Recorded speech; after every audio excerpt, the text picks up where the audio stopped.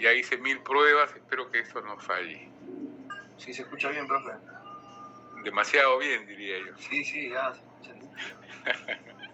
Muchas gracias. Faltan unos minutos. Esperaremos. Profesor, buenas noches, su delegada. Por si acaso ya les transmití la tarea a los chicos por el WhatsApp que tenía. Sí, muchas gracias, señorita Paredes. Muchas gracias.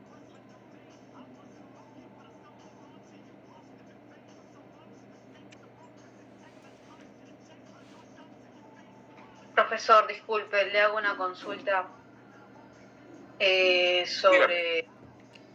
Dígame. Disculpe, un segundito. Hay uno que reemplazaba a la práctica calificada, que creo que es lo de Abascal, ¿puede ser? Sí, así es. ¿Esa práctica calificada cómo se consideraría? ¿Esa no la tendríamos que realizar o esa se realizaría cuándo? Porque como dice práctica calificada, no entendí, la verdad. Esa práctica era para hoy día.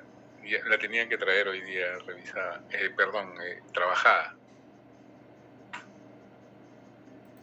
Profesor, disculpe, buenas noches.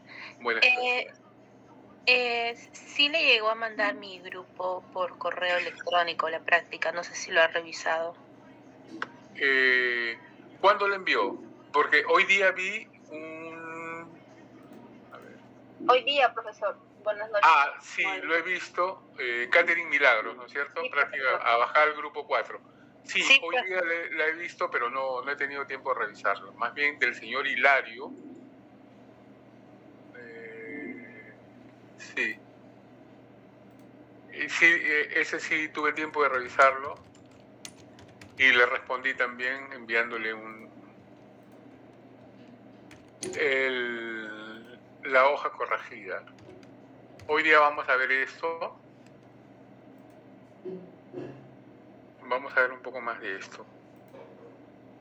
Profesor, disculpe, una consulta.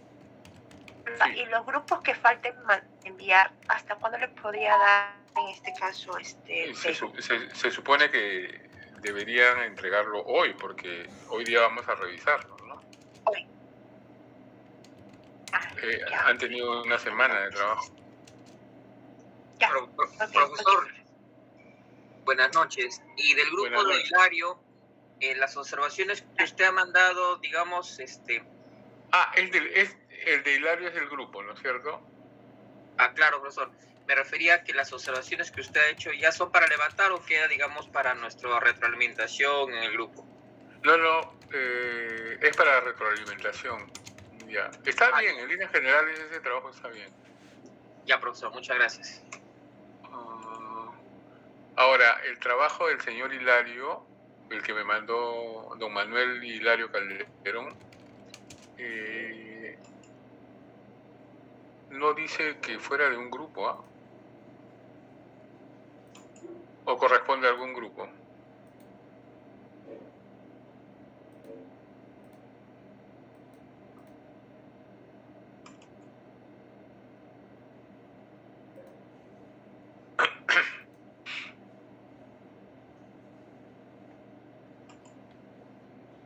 Profesor, disculpe, entonces hoy día va a resolver esta práctica de Abascal, porque como mi grupo ya le mandó, entonces ya usted ya lo corregirá por interno, ¿no? O ya veremos nosotros lo que estuvo bien o lo que estuvo mal. Sí, así es, ya lo tengo. Pero me preocupa, los otros grupos no han enviado trabajo. Sí, profe, para que tenga en cuenta los grupos que le hemos enviado, porfa. El señor Calderón, Manuel Hilario Calderón, mandó un trabajo. ¿Ese a qué grupo corresponde?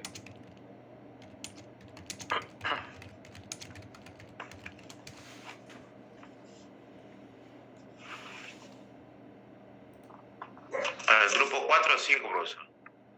¿4 o 5 o 4 y 5? Profesor, lo que pasa está que en otro curso somos 5 y en otro somos 4. En este caso, Anita, ¿te acuerdas qué grupo somos considerados? Estoy casi seguro que somos el grupo 4. A ver, acá tengo la lista. Sí, le pasé la lista, profesora. El señor, a ver...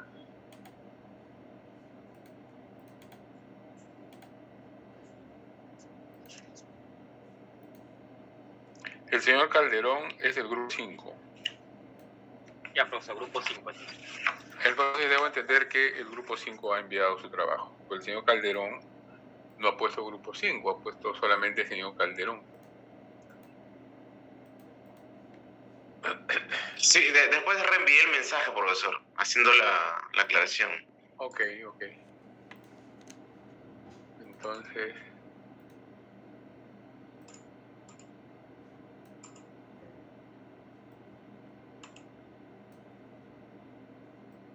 Caray, me olvidé de poner inicio de clase. Bueno.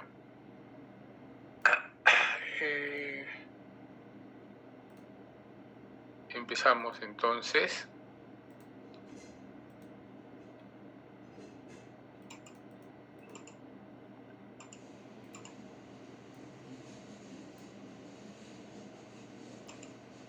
Están viendo ustedes el PowerPoint, ¿no es cierto? Sí, profesor. Ya. Bueno, los trabajos, o sea, faltaría el grupo, bueno, todos, solamente han entregado el grupo 4 y el grupo 5. A los demás, ¿qué hacemos? Serapio.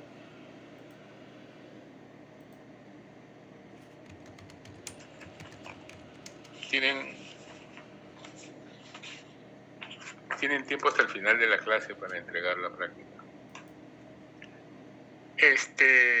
Y luego la revisamos. Entonces,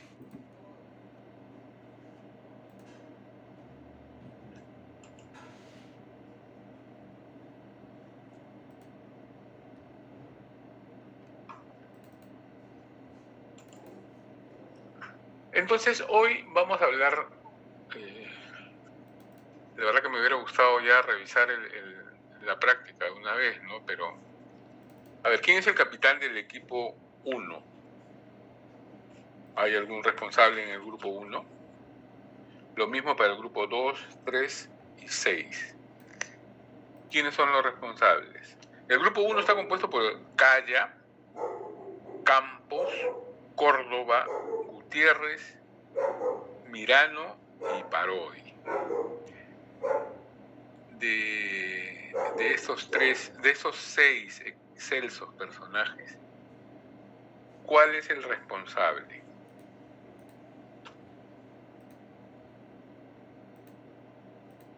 Ajá, el que calla otorga, dicen, ¿no? Profesor, buenas noches, le habla Miguel Córdoba. Señor Córdoba, ¿cómo está? Disculpe por la demora en no haberlo enviado. Antes del término de clases se lo vamos a enviar, profesor. Ya, ok. A ver, del grupo 2, del señor Atúncar, Beldi, Tirado, Zavala y Zuni. Son 5 nomás. ¿Quién es el responsable del grupo 2?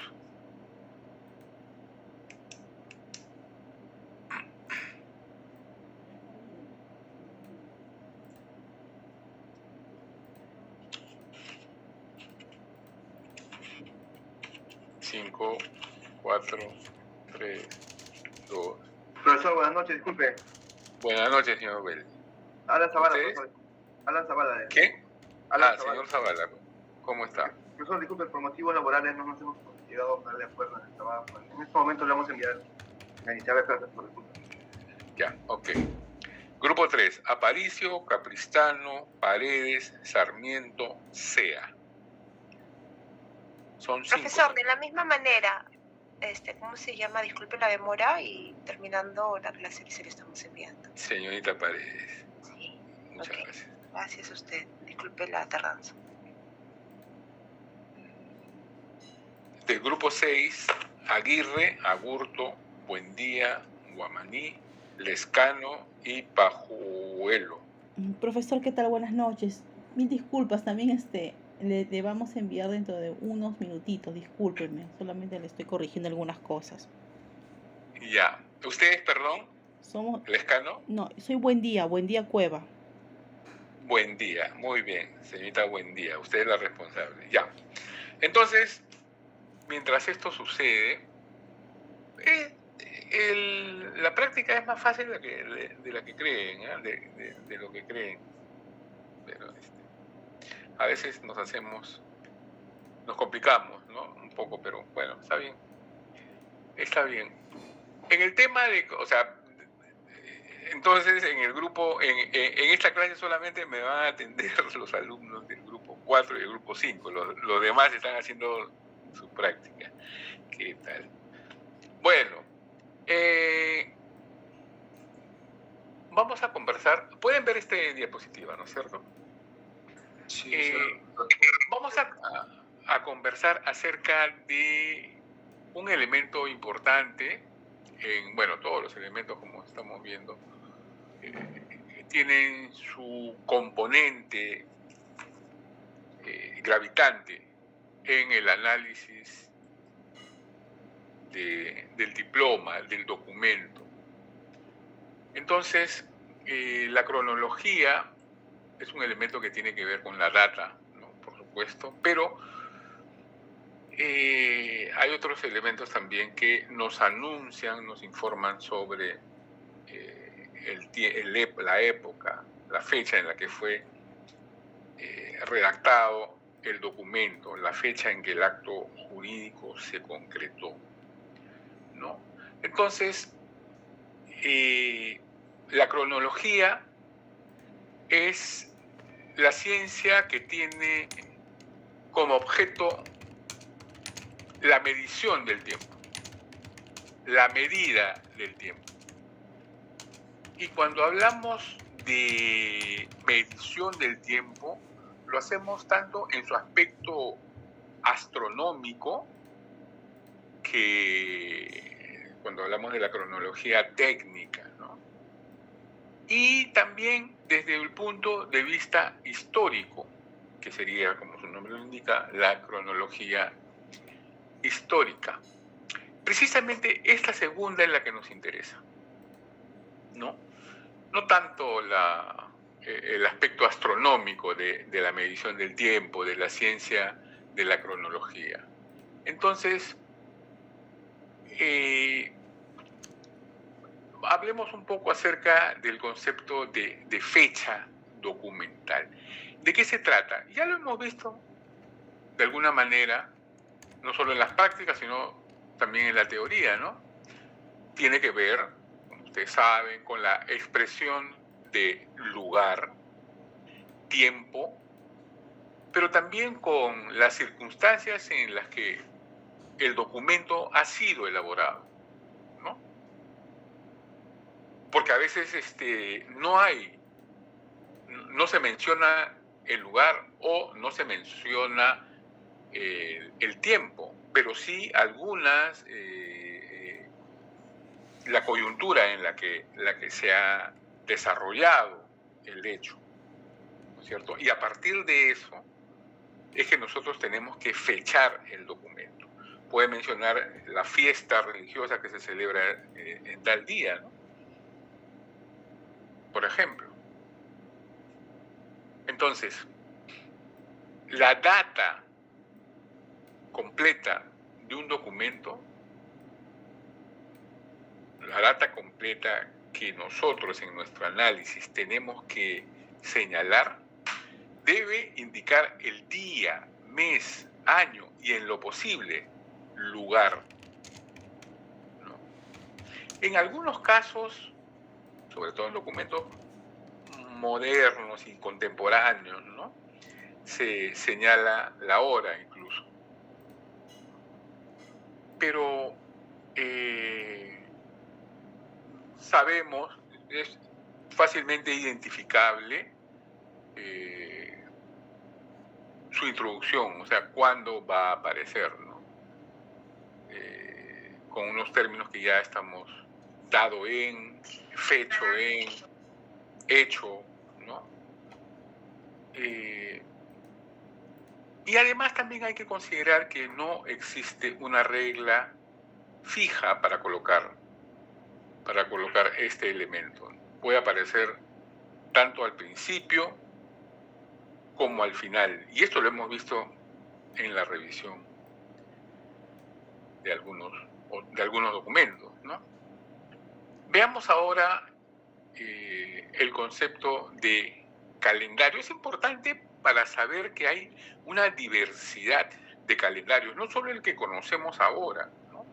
Sino que el diplomatista debe conocer esta variedad de calendarios que tienen que ver con la época de documentos que tiene que trabajar, ¿no? El concepto de calendario es romano, fundamentalmente, ¿no? El que manejamos por lo menos en Occidente, nosotros, ¿no? Hay calendarios mayas, aztecas, calendario chino, que ciertamente son desconocidos para nosotros, son otras formas de medir el tiempo, pero nosotros como mundo, como el llamado mundo occidental al cual pertenecemos, heredamos de la civilización romana, ¿no? Algunas cosas griegas, algunas cosas romanas, el derecho, por ejemplo. Entonces, el calendario es un concepto romano que se atribuye al rey legendario, fundador de Roma, Rómulo. Recuerden que son dos hermanos, ¿no? Rómulo y Remo. Rómulo es el que funda Roma y da origen a un calendario que se establece de acuerdo al movimiento de la luna. Entonces estamos hablando de un calendario lunar. Hay calendarios lunares, calendarios solares. Este concepto primigenio de calendario romano tuvo su origen en el movimiento de la luna. Y en este calendario, por ejemplo, para que vayamos viendo la diversidad y diferencias, el año empezaba en marzo, porque en marzo se calculó la fundación de Roma. Y tenía 304 días que se dividían en 10 meses, de 30 o 31 días cada uno. Esto se los comento nuevamente, para tener un conocimiento de cuál es el origen de los calendarios, de las formas de medir el tiempo y cómo estos han evolucionado. Tienen que ver estrechamente con las estaciones del año, ¿no? Entonces, el hombre a través de los tiempos y de acuerdo a la observación del movimiento de los astros y temporadas de estío, de otoño, de primavera, de invierno, hacían coincidir, o mejor dicho, veían los movimientos de los astros y cómo se correspondían con las estaciones del año. Entonces, ¿cuál era la forma de medir este tiempo? ¿Por qué?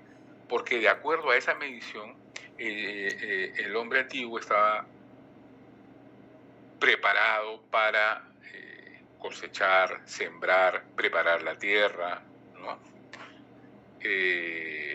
Cazar en su momento, cuándo se empiezan a reproducir, en qué momento empiezan a parir las hembras de los animales de los cuales se alimentaban, en qué momento es necesario cazar, y con la evolución y la sedentarización, pues esta medición del tiempo tiene que ser más precisa. Por eso es que se van acomodando los días y los meses para que calcen exactamente en las temporadas y sea una herramienta de civilización, sea una herramienta de control económico, ¿no? De control de la producción. O sea, el calendario es simplemente para ver una fecha cuando es el cumpleaños de tal o cual, ¿no? El calendario es una herramienta de producción para saber cuándo es el momento de las crecidas de los ríos, por ejemplo, del aprovechamiento de estas aguas para irrigar sus campos, cuándo es periodo de sequía, para guardar el grano, en fin. Como les digo, es una herramienta de tecnología, si se quiere, la observación de los astros, ¿no? Entonces, Acá pongo Numa Pompilio. Numa Pompilio es otro rey, ¿no? Las historias de los pueblos nacen, muchos de ellos, en periodos míticos. Y Roma no escapa a esto. Rómulo y Remo no está comprobado fehacientemente que existieron, pero sí hay un periodo de los reyes, ¿no? Son Rómulo, de ahí viene Numa Pompilio y otros 4 o 5 más. En la medida que la civilización va avanzando, y este es el caso, se va modificando el calendario, se va ajustando. Por ejemplo, el calendario de Numa Pompilio se añade 10 meses más. Perdón, 2 meses más. Entonces, los 10 meses que había concebido Rómulo se ven ampliados a 12 con Numa Pompilio. Entonces ya tenemos los 2 meses, los 12 meses que conocemos hasta ahora, ¿no? Entonces, el calendario en este momento tiene 335 días, pero siempre al final van a terminar faltando días, y esto hace que se desacomoden las estaciones. Avanza el tiempo y van apareciendo una suerte de años bisiestos, ¿no? Para completar precisamente estos periodos de tiempo. En el año 45 a.C., como lo señalo acá, Julio César, con un astrónomo conocido suyo, Sosígenes, reforma el calendario de Numa Pompilio. Estamos hablando de cientos de años en el que se mantuvo. Y este calendario de Julio César ya se rige por el movimiento del Sol. Y aquí, con este astrónomo, el año dura 365 días. ¿Ya? Y también con Julio César, cada 4 años se produce el año bisiesto. Cada vez se va perfilando mejor, ¿no? Cuando las técnicas de observación también se van haciendo científicas, ¿no? Muchos siglos después, estamos hablando ya en el siglo XVI de nuestra era, por acá tengo la fecha, en 1582, el Papa Gregorio XIII, acá dice Gregoriano XIII, no, es Gregorio XIII, establece nuevamente una reforma en el calendario. Este calendario es el que definitivamente nos va a perdurar hasta el día de hoy. ¿Ya? Miren el peso de la Iglesia, que una bula publicada por Gregorio XIII va a cambiar la historia de la medición del tiempo. Él dice que a partir de esa fecha en que se publica la bula, que es el 24 de febrero de 1582, cuando se corrige la duración del año del calendario solar juliano de Julio César, es que todo el mundo, todo el orbe conocido hasta ese momento, debe regirse por esta nueva forma de medir el tiempo, como les digo, que es la que hoy nos acompaña, ¿no?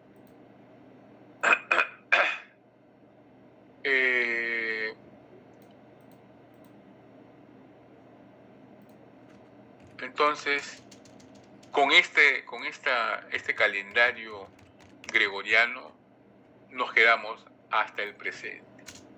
Pero, para conocimiento nuestro, hay otras formas, otras maneras de medir el tiempo.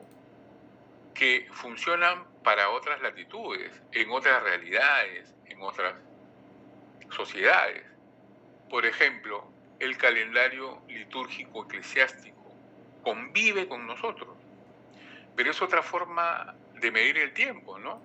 Tiene una serie de fechas fijas como Navidad. Profesor, aunque, justamente sí, comienza con el Adviento, ¿no? El calendario el eclesiástico. calendario, sí, ahora les voy a mostrar un ejemplo, un cuadro que explica eso, exacto, definitivamente. El año empieza en ese periodo, ¿no? Entonces se rige por otros elementos, por otras fechas, ¿no? Entonces hay otras fechas, fiestas móviles como la Pascua, por ejemplo, ¿no? Que en virtud de la luna, entre el 22 de marzo y el 25 de abril, más o menos. Entonces, el día de la Pascua es la base de este calendario. Luego tenemos el calendario islámico, que pues retrocede miles de años antes, ¿no? Y no camina con el nuestro. Podemos decir que este es un calendario lunar, tiene igual 12 meses, que tiene entre 30 y 29 días alternativamente. La semana aquí comienza en domingo y el día principal es viernes, ¿ya? La fecha del punto de partida de este calendario es el 16 de julio del 622 de nuestra era, ¿no? Luego tenemos otra forma que duró un tiempo determinado, pero que surgió a raíz de la Revolución Francesa. La Revolución, como todas, quieren establecer un nuevo orden en todo ámbito de cosas. Y cómo no, también en la forma de medir el tiempo. Y es que surge entonces el calendario republicano francés, que se inicia desde la proclamación de la Primera República Francesa en 1792.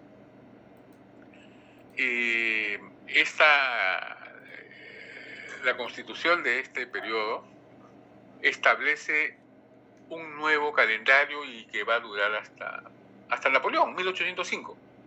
Él lo anula, ¿no?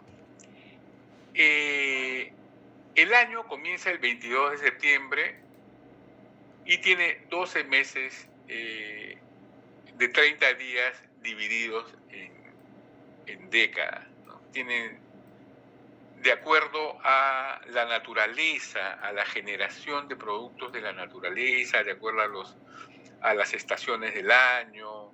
Entonces, es un poco complicado, pero cuando Napoleón asume el poder, anula todo esto.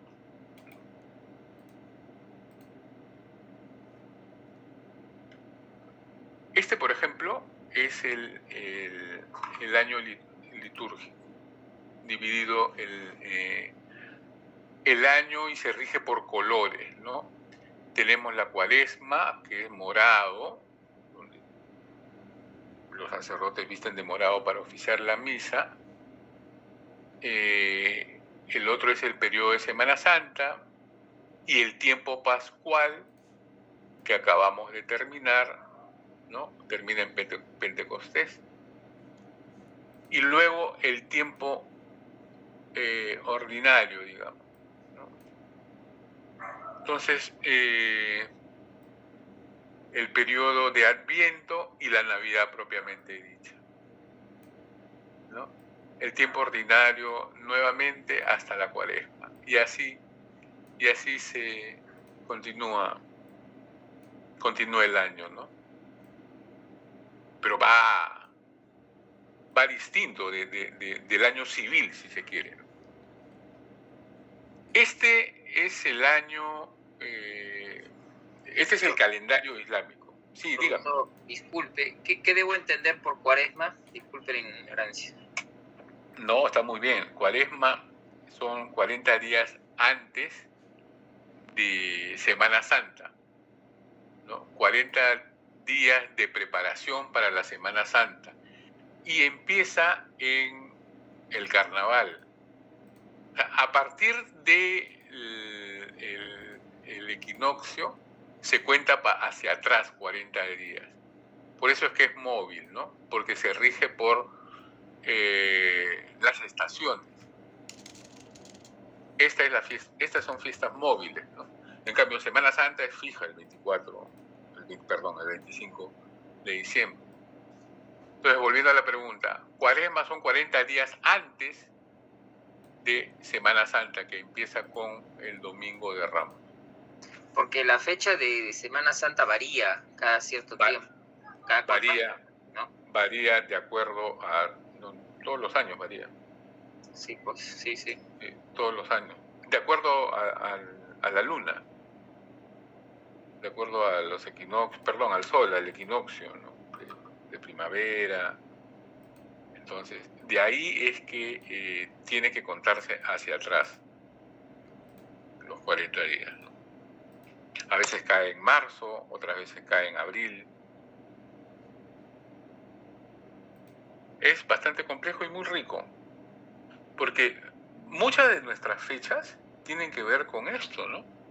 Por ejemplo, si te dice el dado en el palacio, en la casa de Pizarro, ¿no? El segundo domingo de Cuaresma del año 1720. Entonces tú tienes que buscar cuándo cayó Semana Santa en 1720 y retroceder 40 días y cuál dentro de ese periodo de Cuaresma es el cuarto o tercer domingo, creo que dice. ¿No? Puede ser que el documento no mencione la fecha, pero sí te dice el día de la fiesta, ¿no? Y no es extraño, ¿eh? Dígame. Y es igual para el caso del Pentecostés, ¿verdad? Porque es 50 días después de la resurrección, ¿no? Exacto. Pentecostés es Penta 5, ¿no? Cuando el Espíritu Santo a María y a los apóstoles. Cuando el Espíritu Santo desciende sobre ellos, ¿no? Así es, efectivamente.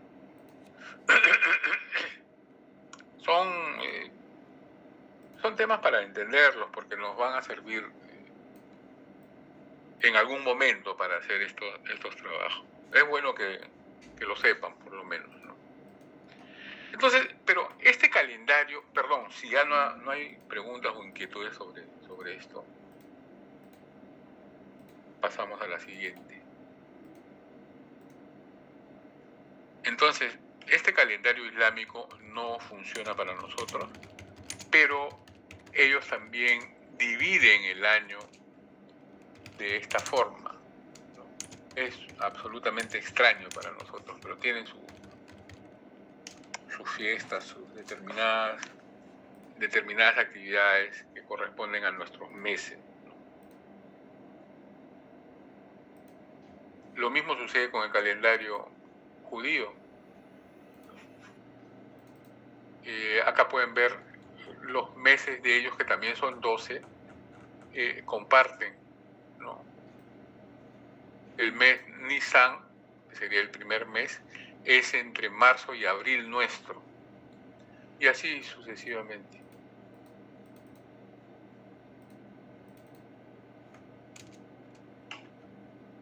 Este es el calendario republicano francés, ¿no? Por ejemplo, está clarísimo, ¿no? El vendimiario es en la época de la vendimia, del pisado de uvas, y esa actividad se desarrolla entre el 22 de septiembre y el 21 de octubre.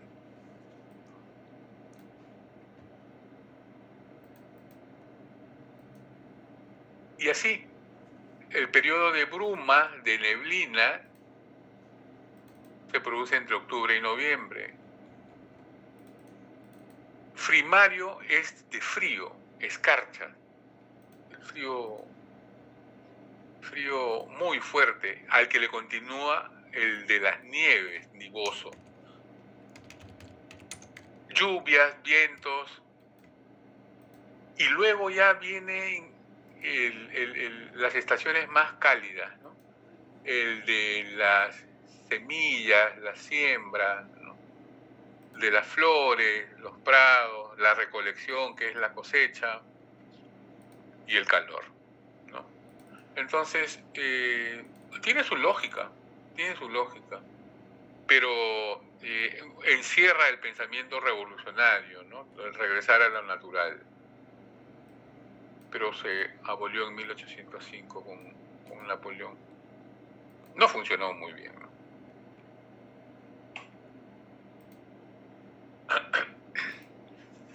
Pero también hay otra forma que es un poco más amplia, ¿no? Por ejemplo, el concepto de era.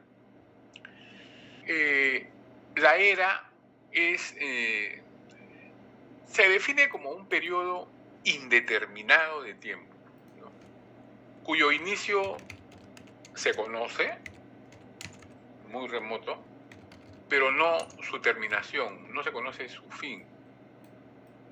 Y el inicio de una era siempre está referido a hechos políticos o religiosos. Y sirve fundamentalmente para medir los años desde ese acontecimiento político o religioso. Por ejemplo, ¿no? Hay muchas eras. Las principales, las que conocemos, las más representativas, son, por ejemplo, la era de las Olimpiadas. La era abarca años, ¿no? Cientos de años en algunos casos. Se inicia el 1 de julio del 776 a.C. con la primera Olimpiada, ¿no? Y cada Olimpiada, hasta el día de hoy, consta de 4 años, ¿no? Cada 4 años hay una Olimpiada. ¿Y por qué es importante para los griegos esta medición?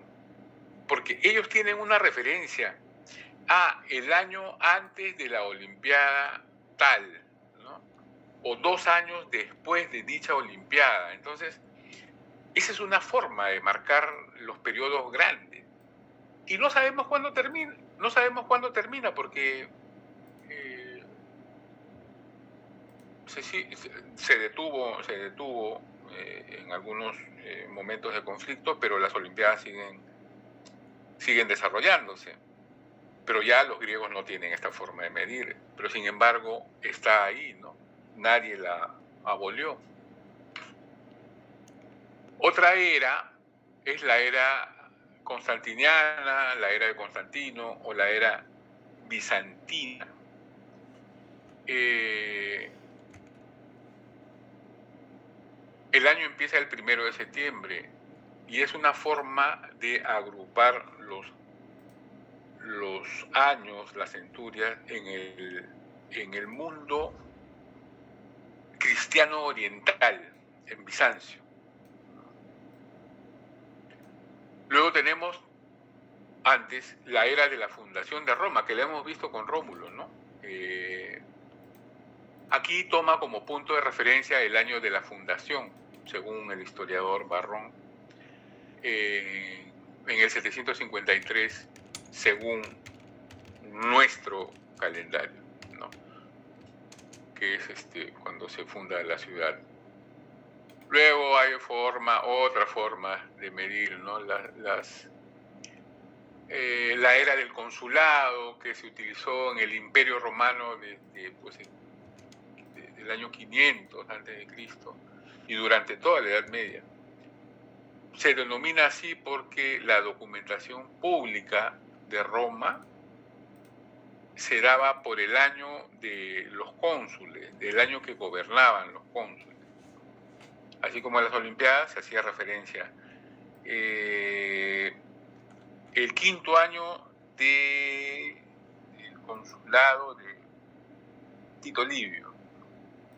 Entonces, tan importante eran los cónsules en la República Romana que los años llevaban su nombre y tenían que ponerse en la documentación oficial.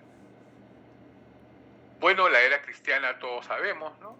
Todos sabemos cuándo empieza y continuamos hasta hoy, ¿no? Y así. Tenemos también la era de los mártires, que nace para conmemorar la última persecución de los cristianos en Egipto. Y así vamos avanzando en las formas de medir el tiempo. Pero de los años y de las eras nos pasamos al mes.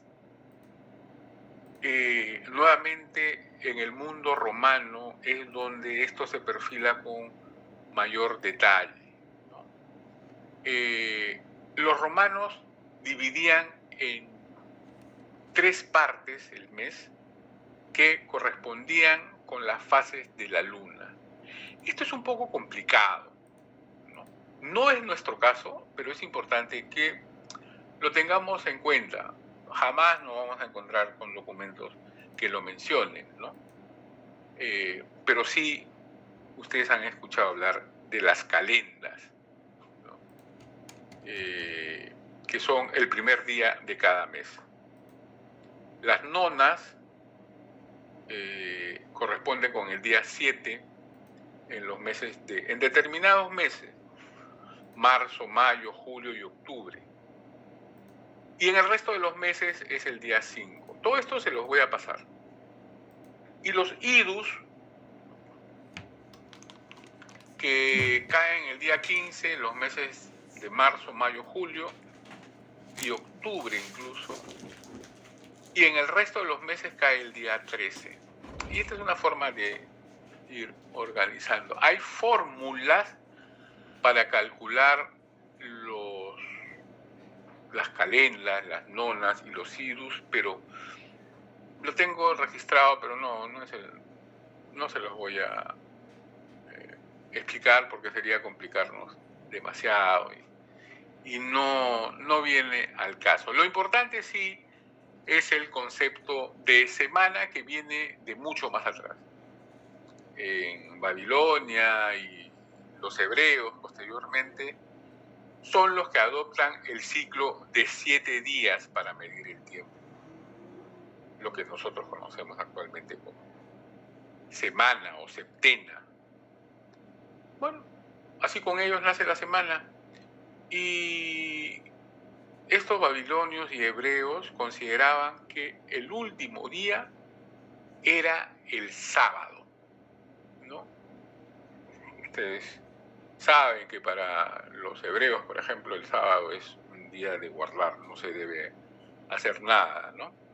Y los otros 6 días restantes se nombran siempre en relación al sábado. Pero los actuales nombres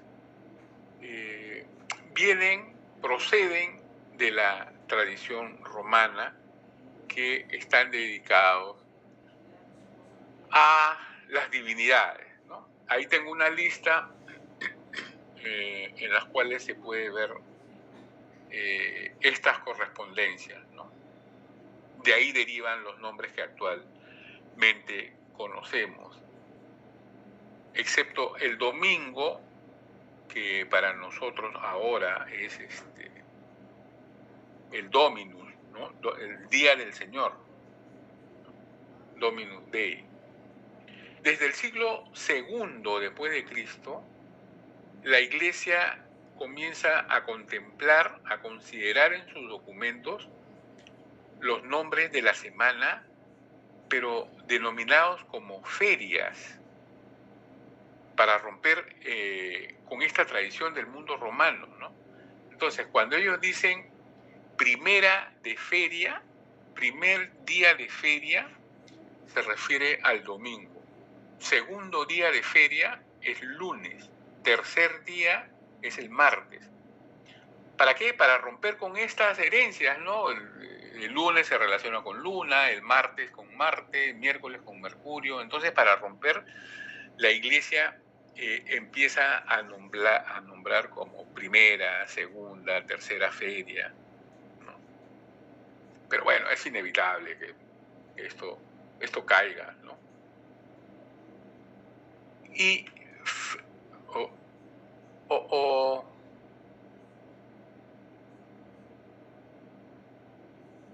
a las horas. Bueno, esto es un poco las gráficas de lo que hemos venido conversando. Como les dije, las Olimpiadas son una de las primeras formas que tiene el mundo occidental para medir su tiempo, ¿no? Los años se consideraban en relación a la realización de las Olimpiadas. El mundo bizantino, que a partir de Constantino entonces se establece el calendario, la era bizantina, que representa la cultura cristiana pero oriental, ¿no? Grecia, Turquía, toda esa zona del Oriente cercano.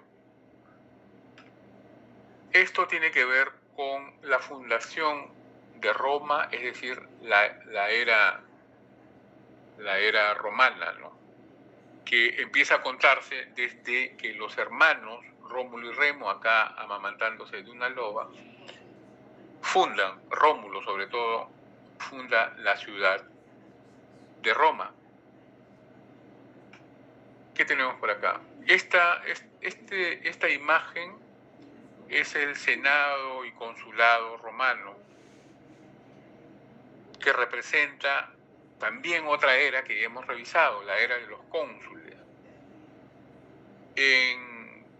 cuyos nombres aparecen para validar los documentos de carácter público. La era de los mártires, que para rendir homenaje a los últimos mártires de la persecución, últimos mártires romanos, cristianos, víctimas de la persecución. Este es porque en algún momento habrá algún documento que revisemos, que es la forma de dividir el día, ¿no? Esto nace en Roma, pero pasa a nosotros a través de los monasterios. La vida en los monasterios se rige de esta manera hasta el día de hoy. Nosotros ya, el mundo civil ya no reconoce esta forma de dividir las horas, ¿no? Pero hasta nuestros abuelos o bisabuelos tenían conocimiento de esta división, de acuerdo a las oraciones que se realizan, ¿no?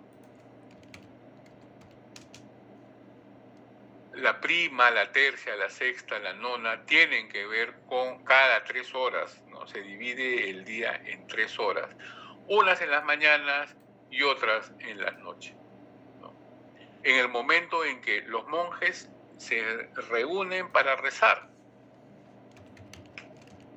Por ejemplo, aunque acá hay la imagen de una monja, pero esto funciona para todo el clero e incluso durante muchos siglos el mundo civil se rigió su día de acuerdo a esto. No sé si ustedes pueden ver acá, desde las 12:30 o algo así, hasta las 3 de la mañana se deben rezar, es el periodo de maitines, laudes, la primera oración. Hora de dormir, levantarse, o sea, todo el día está señalado para trabajar y orar. Trabajar y orar. Esto era una cosa muy, muy común para los antiguos, hasta hace no mucho, ¿no? Hasta el siglo XIX, primeras décadas del XX, nuestros antepasados se regían de esta manera, se regían de acuerdo a estas formas de dividir el tiempo. Bueno, creo que hasta acá llegamos. Y pasamos ahora a los trabajos, revisarlos. Profesor, disculpe, esto empezó con la regla de Benito de Claro. Inicia. Claro. Esto se inicia con los benedictinos, efectivamente, ¿no? Que su vida diaria está regida por unas reglas de comportamiento, de conducta, ¿no? Y el día tiene que estar ordenado de esta manera, ¿no? Una forma de ordenar rigurosamente a los frailes era sistematizar las labores que iban a realizar a lo largo del día. Y efectivamente, nace con ellos, con los monjes del Cister, y se va difundiendo esta sistematización del tiempo, ¿no? Hasta influenciar incluso en los poblados, ¿no? Recuerden que la Edad Media es un periodo de tiempo en que las poblaciones están circunscritas a la abadía o al gran convento o al castillo feudal, ¿no? Entonces, los que marcan la pauta son los monjes realmente. Es una sociedad sumamente teocrática, ¿no? Todo gira en torno a la fe, a la religión, incluso el tiempo. Los conventos y monasterios tienen su forma de comportarse de acuerdo a la división de horas, pero afuera los siervos también, los poblados rigen sus actividades de acuerdo a estas horas también. Así es. Los monjes tienen una presencia muy importante durante toda la Edad Media. Definitivamente. Gracias por la pregunta. Profesor, disculpe, pero estas horas que usted está señalando en sí que toman como referencia, o sea, para que le hayan puesto los nombres. Sí. En la otra diapositiva, por ejemplo, en la diapositiva 13, porque yo me acuerdo que cuando decías, por ejemplo, hora nona, era por 9, ¿no? Y era como que 9 horas después de que sale el sol, ¿no? Tertia era por 3 horas después de que sale el sol, algo así. Sí, o sea, en realidad son 3, 6, 9, son 9 horas, no es que sean las 9 de la noche, ¿no? Sino 9 horas después que empieza en este caso, la hora prima. La primera salida del sol es la hora prima, ¿no? Cuando recién sale el sol en el día. Efectivamente. Aunque de acuerdo al tiempo, también es aún de noche, ¿no? Recuerda que en Europa las horas a veces anochece las 10 de la noche y todavía sigue de día, ¿no? Claro. En el verano, por ejemplo. Entonces cambia todo este ritmo. Sí, efectivamente, así es. La vigilia es lo mismo, pero a las 6 de la tarde, ¿no? Estar vigilante, la segunda, tercera y cuarta vigilia que amanece ya, ¿no? Y ahí empieza el día nuevamente con la hora prima, efectivamente. Así es.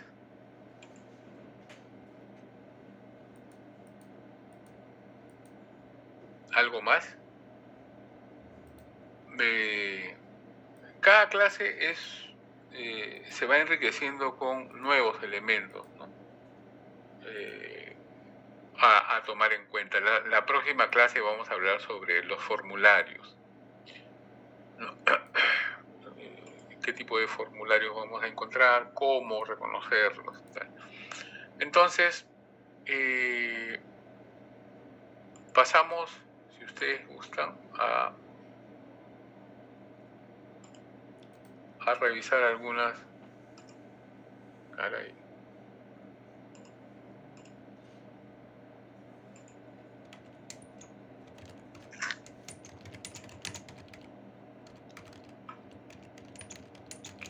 pasar de...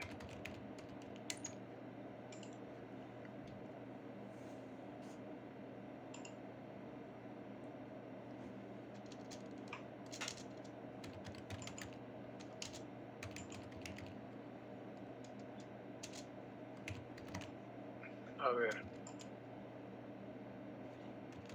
¿Ya entregaron los trabajos todavía? Ajá. El grupo 4, el grupo 2, tarea 2, grupo 6, perdón. Grupo 6 ya entregó. Pero el grupo 4 ya me había entregado, ¿no?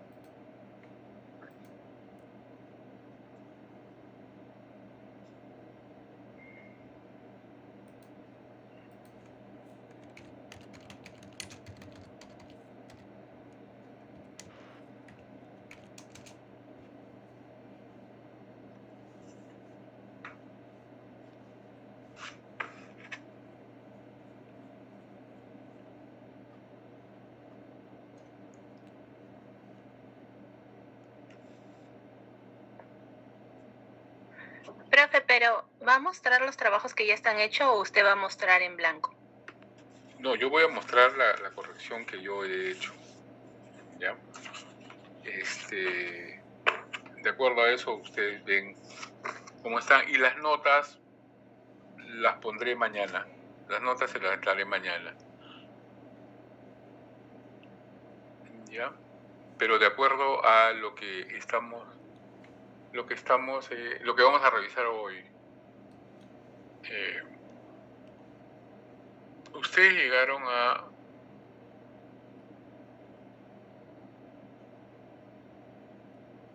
hacer las otras prácticas. A ver.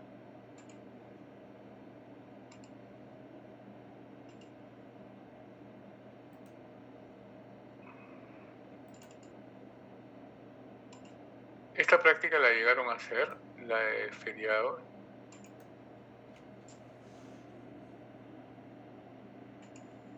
Feriado de 1825. Les di esta y otra las dos en Word, pero la Word de este feriado 1825 no lo encuentro. Sí, profe, nos mandó feriados 1825, Abascal y otra de feriado 1825. No, de Tobar.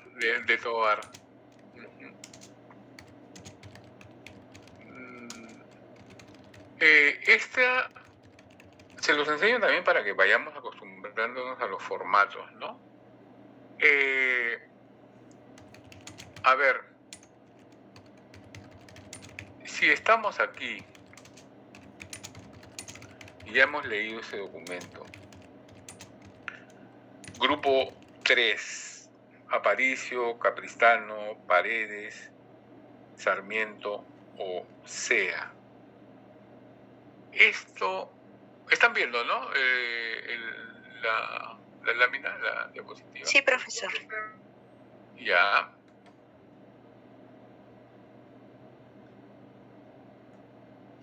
¿Cuántas? ¿Encontramos acá alguna cláusula en este documento?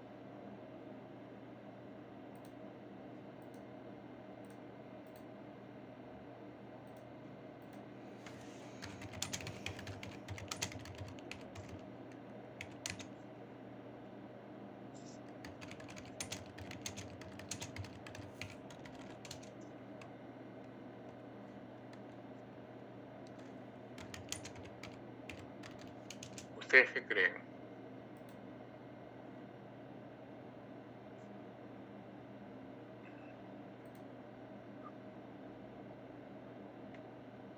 Grupo 2.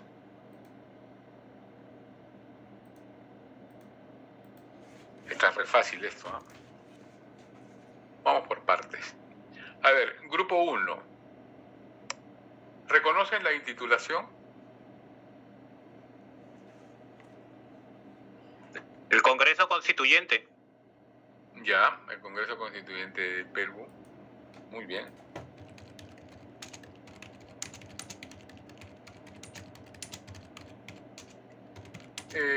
¿A quién está dirigido? ¿Quién es el autor de este documento? Grupo 2. Profesor, el que está hablando es Stuart. Ya.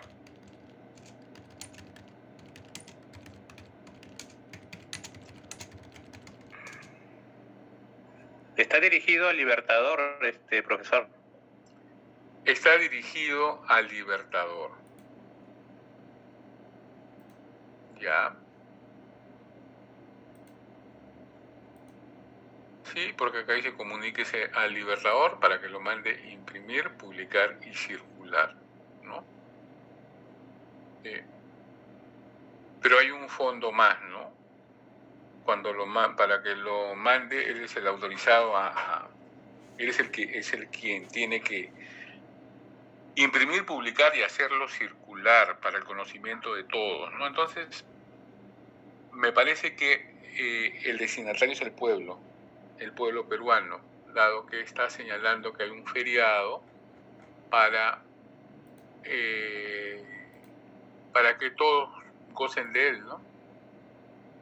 Debido a que hay que perpetuar la memoria de los héroes, tal, ¿no? Tributar a los ilustres campeones, ¿no?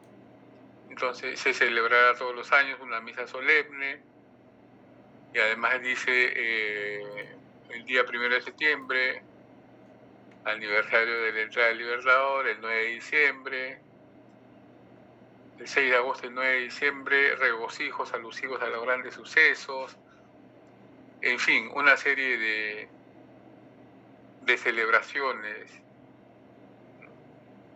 pero van dirigidos al pueblo. Esta es una...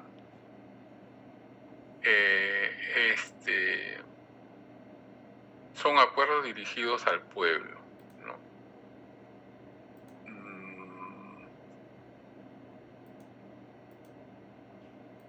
Pero sí, tiene usted razón, está dirigido al Libertador únicamente, aunque el fin del documento es celebrar, ¿no? Regocijos, que toda la población lo celebre. Pero este documento está dirigido al Libertador para que él se encargue de publicarlo e informar. Sí, tiene usted razón. El autor es el Congreso, pero si tendríamos que decir quién es el autor propiamente dicho, si tenemos que rescatar un nombre, grupo 3, ¿quién sería? ¿Quién sería el autor? Ah, no. Juan Bautista Navarrete, diputado secretario. ¿Y por qué no José Gregorio Paredes, que es el presidente? Bueno, yo tengo entendido que el presidente es que finalmente firma el documento, ¿no? Pero quien ha elaborado el documento en sí... Cuidado que estoy diciendo quién es el autor, ¿eh? No he preguntado quién es el rogatario, el que escribe. ¿No? En ese caso... Bueno, por la firma del presidente, bueno, José Gregorio Paredes. Él sería el autor. Claro, Juan Bautista... El rogatario sería, como usted menciona, Juan Bautista Navarrete. Juan Bautista Navarrete. ¿Y dónde queda Felipe Santiago Stenós? Complicado, ¿no? Pueden ser ambos. Pero en todo caso, los tres están validando el documento, ¿no? Como diputados, secretarios y como presidente, el otro. La idea es ir desmenuzando, ¿no? O sea, perfecto, él es el autor, pero también está validando con su firma, junto con Bautista y junto con Felipe. Entonces, comuníquese al Libertador para que lo mande imprimir, publicar y circular. ¿Podría ser una cláusula preceptiva?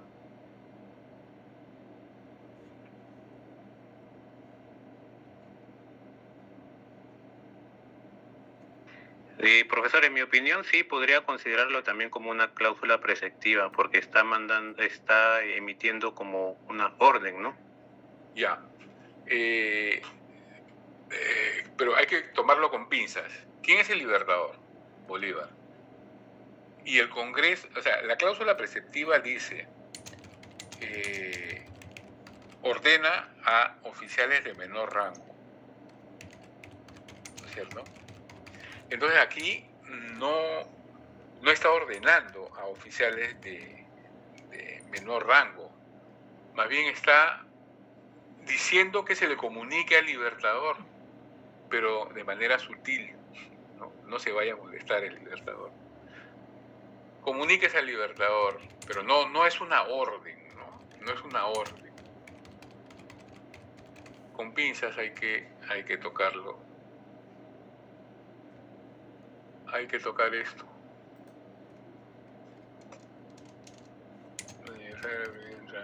Muy bien. ¿El grupo 2 tiene algo que decir?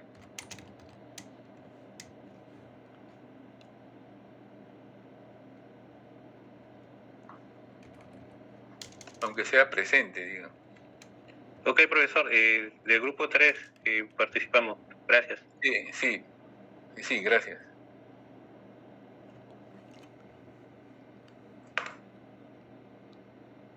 Entonces, vamos a el otro documento.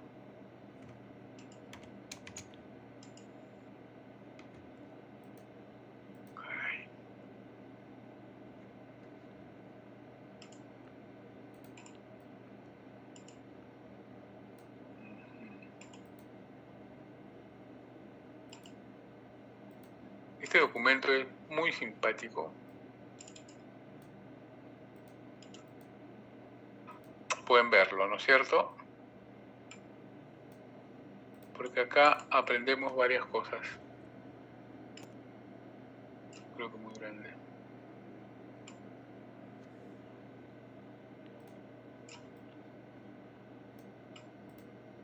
¿Qué tenemos por acá? La Iglesia siempre habla en tercera persona, del plural, ¿no? Dice, nos, el doctor don Manuel Tovar, por la gracia de Dios y de la Santa Sede Apostólica, arzobispo de Lima. ¿Alguna vez hemos visto una intitulación así? Me parece que no. Hemos visto del rey, del virrey, pero hemos visto una bula también. Pero los documentos eclesiásticos son muy particulares. Siempre hablan el plural de la tercera persona. Dice nosotros. El doctor don Manuel Tovar, que fue arzobispo de Lima entre fines del 19 y principios del 20.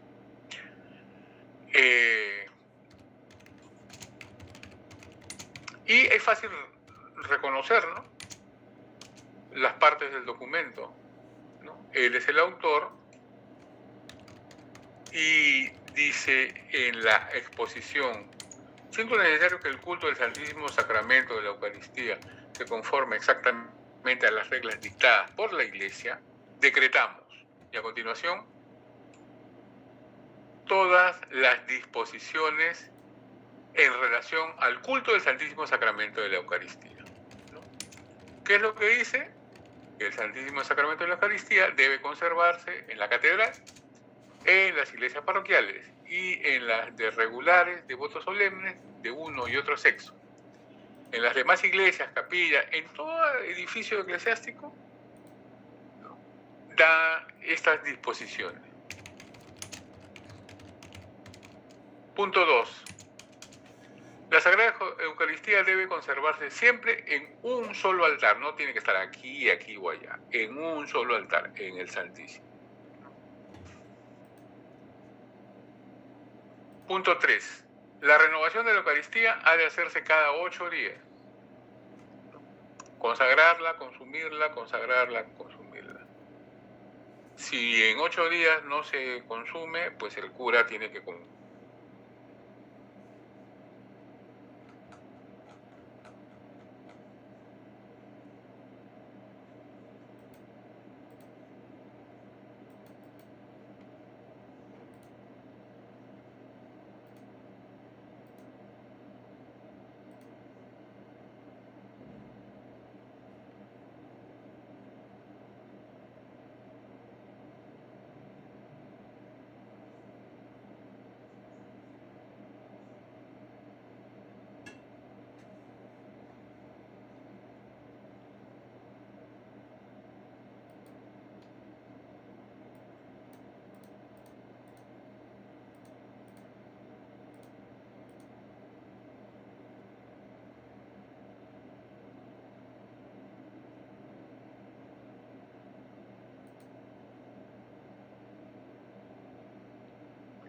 Profe.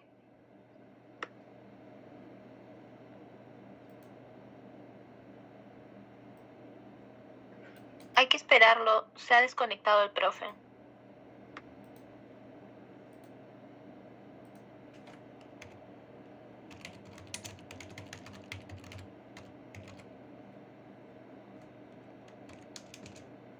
Gracias, Mil.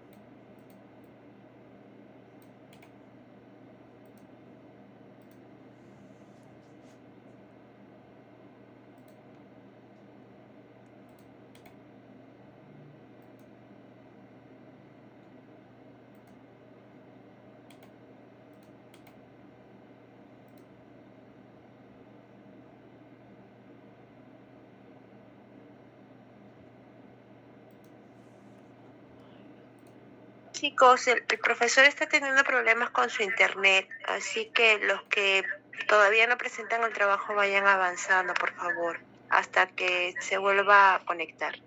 Gracias.